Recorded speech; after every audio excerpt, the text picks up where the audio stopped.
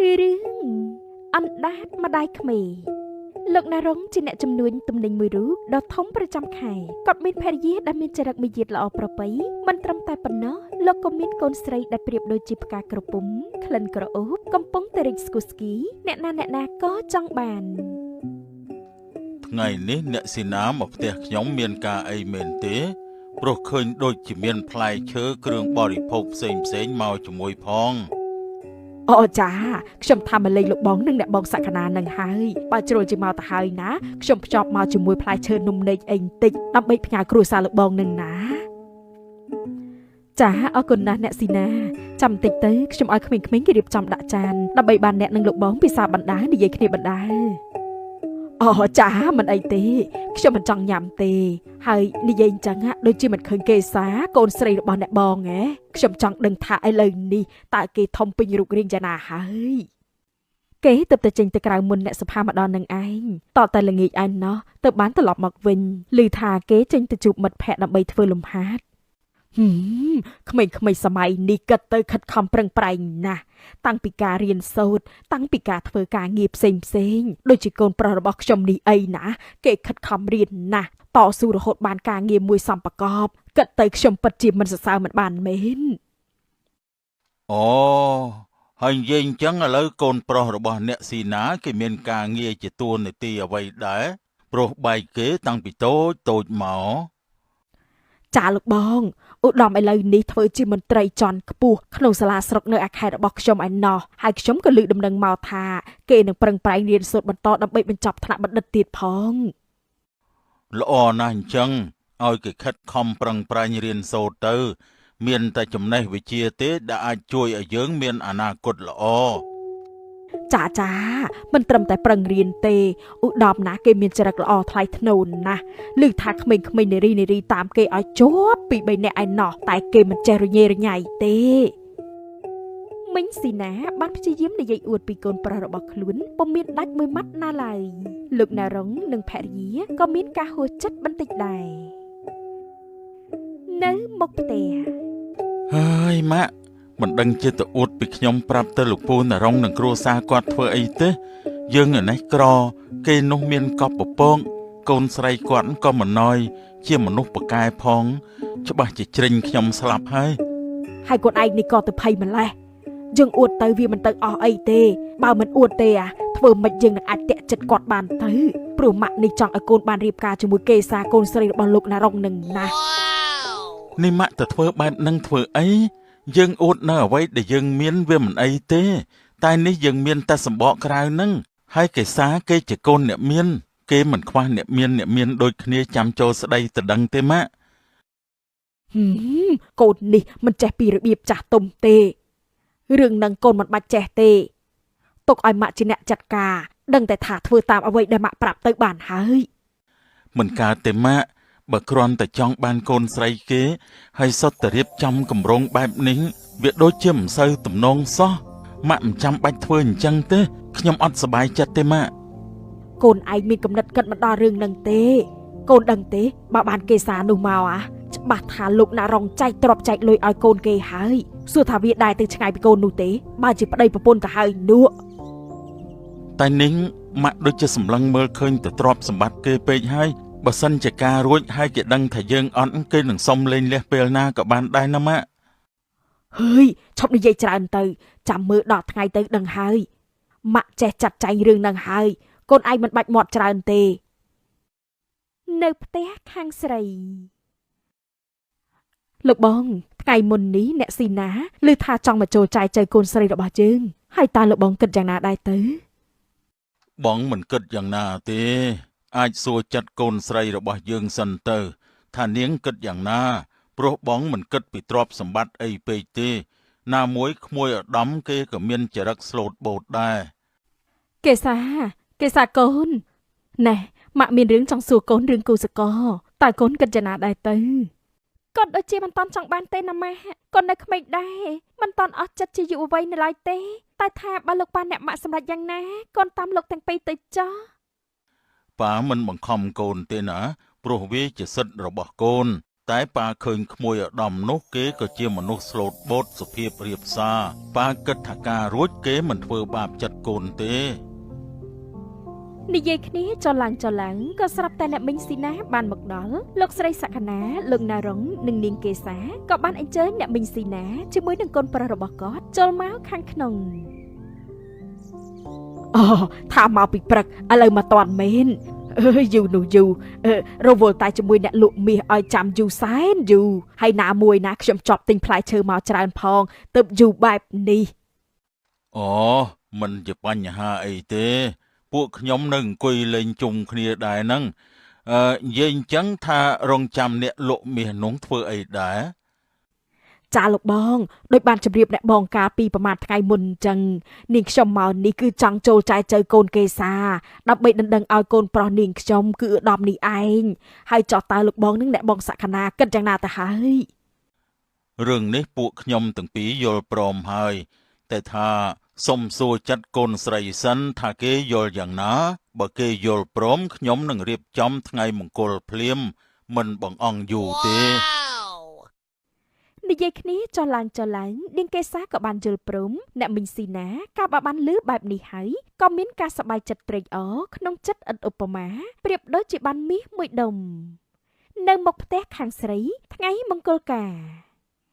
អូយថ្ងៃនេះពិតជាអ៊ូអរសប្បាយមែនអូណែអ្នកភ្ញៀវខាងស្រីមែនទេមក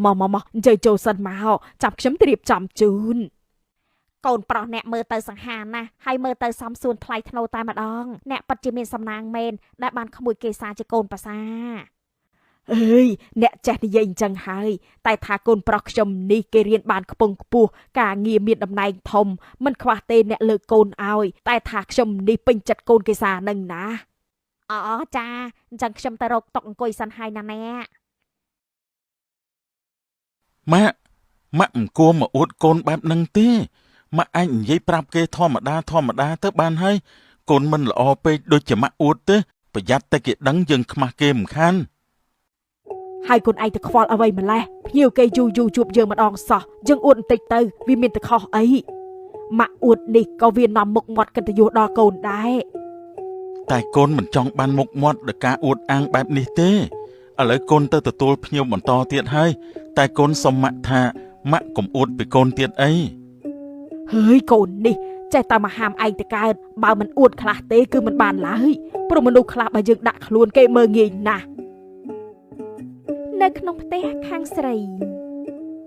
បន្ទាប់ពីកូនការរួចហើយខ្ញុំចង់ឲ្យពួកគេបែកផ្ទះទៅរកស៊ីនៅឯទីក្រុង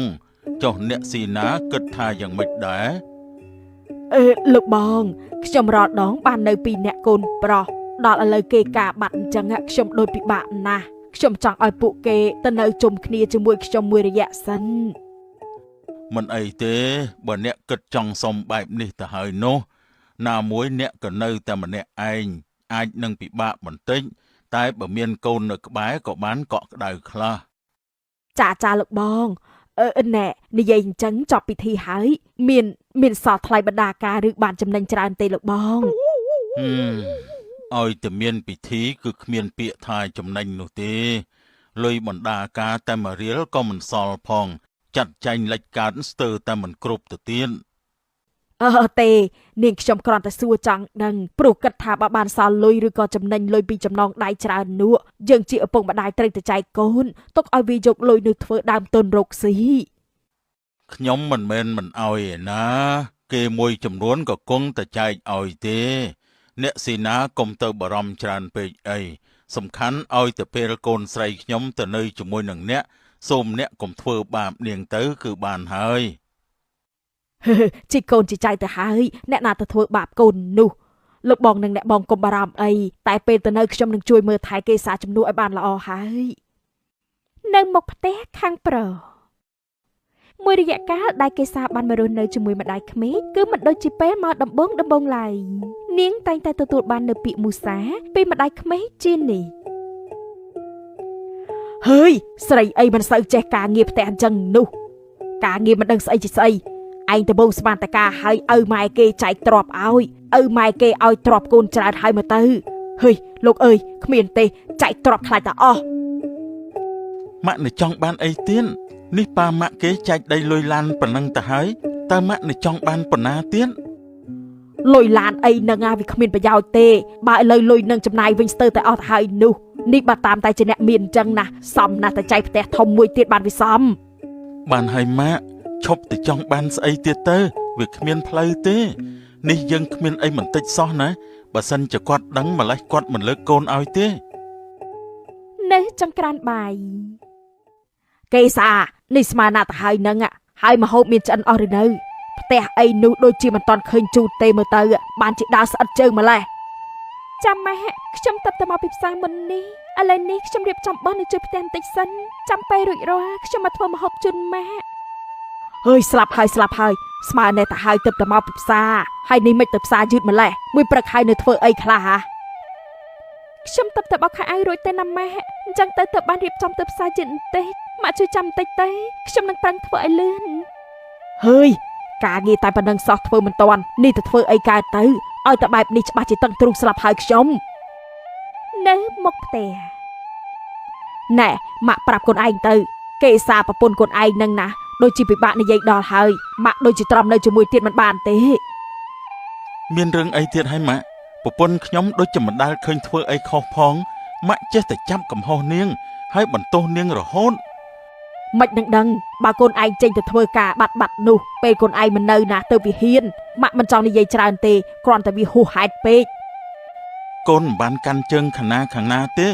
តែកូនមើលទៅប្រពន្ធរបស់កូននាងពិតជាមិនដូចជាម៉ាក់និយាយមែននាងខិតខំប៉ុណ្ណឹងទៅហើយនៅតែមិនត្រូវចិត្តម៉ាក់ទៀតហើយខិតខំស្អីទេពូកែសម្ដែងណាស់ឲ្យតែពេលប្តីនៅមុខនឹងតែបើនៅក្រោយខ្នងវិញខ្ជិលចអូសការងារអូសគូតមិនរួចប៉ុណ្ណឹងបានហើយម៉ាក់ឈប់ជេរស្ដីប្រពន្ធខ្ញុំទៀតទៅឥឡូវខ្ញុំទៅក្នុងសិនហើយម៉ាក់ចាំអញ្ជើញទៅពិសាបាយមុនចុះខ្ញុំទៅបង្ហាយការងារបន្ថែមសិនចាំមើលណានាងយើងនឹងធ្វើឲ្យនាងបែកពីកូនយើងឲ្យតតែបានហើយទៅនៅជាមួយឪម៉ែនាងវិញចុះឯងស្មានតែមកបានទ្របច្រើនតែគិតខុសទាំងស្រុងបានត្រឹមដីលុយឡានចាយមួយរយៈក៏អស់នេះនៅក្នុងផ្ទះគេសាមិនលឺម៉ាក់ហៅទេទៅណាបាត់ហើយនឹងមើលទៅជួយដុសទឹកក្តៅឲ្យម៉ាក់មួយកែវមកចាម៉ាក់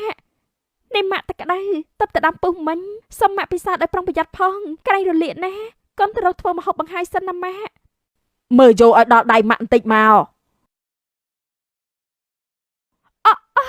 ក្តៅណាស់អូយក្តៅណាស់ហើយកាន់មិនចេះប្រយ័ត្នទេប៉ុណ្ណឹងសោះក៏ឲ្យរលាកដែរមើលធ្វើខ្លួនឲ្យវាត្រឹមត្រូវផងឲ្យនឹងថឹងតិចទៅមើលកុំរបៀបកាន់អីមិនជាប់នោះម៉ាក់តែនេះម៉ាក់ជាអ្នកធ្វើឲ្យទឹកនេះកំពប់លើកូននេះម៉ាក់នៅមកចោតកូនទៀតអើយនាងនេះហ៊ានបោះសម្ដីធំមកចោតយើងជាម្ដាយក្មេកផងនាងសម្បត្តិត្រឹមកូនភាសាយើងទេកុំមកចេះតមាត់ណាមានរឿងអីម៉ាក់មិនក៏ស្រែកលឺម្ល៉េះហាអូនកសាអូនកាត់អីហ្នឹងនេះអូនអលាកទឹកក្តៅហ៎អើយមកបងនាំទៅពេទ្យឲ្យលឿនឡើងស្លាប់ហើយនាងអើយនាងនេះយើងមិនចេះឲ្យវាចំមុខនាងផងនឹងប៉ុណ្ណឹងសោះរំអួយអើយរំអួយនេះបើបានប្តីយកចិត្តអញ្ចឹងទៀតណាកាន់តែដកខ្ចីគ្មានពីរទេនៅមុខផ្ទះបន្ទាប់ពីឧត្តមនាំកេសាចេញពីពេទ្យពួកគេក៏បានសម្រេចចិត្តចាក់ចេញពីផ្ទះរបស់ម្ដាយដើម្បីទៅរស់នៅផ្សេងពីគាត់ព្រោះកេសាបានទម្លីរឿងគ្រប់យ៉ាងទៅប្រាប់ឧត្តមអំពីម្ដាយក្មេករបស់ខ្លួនធ្វើបាបនាងស្ទើរជារៀងរាល់ថ្ងៃ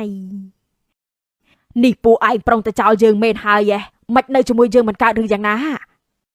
មិនមែនអញ្ចឹងទេម៉ាក់គ្រាន់តែពួកកូនចង់ទៅរស់នៅឲ្យឆ្ងាយមួយរយៈម៉ាក់មិនបាច់បារម្ភពីកូនទេកូននឹងអាសាមកលេងម៉ាក់ឲ្យបានជាប់ជានិច្ចអើយទៅខឹងរឿងស្អីបានជាចង់ទៅរស់នៅឆ្ងាយពីម៉ាក់អញ្ចឹងនោះមានរឿងអីក៏គួរនិយាយគ្នាសិនទៅកូនមិនចង់និយាយអីច្រើនបន្តទេម៉ាក់ថែរក្សាខ្លួនផងចាំទំនេរកូននឹងមកលេងម៉ាក់កូនលិសិនឲ្យម៉ាក់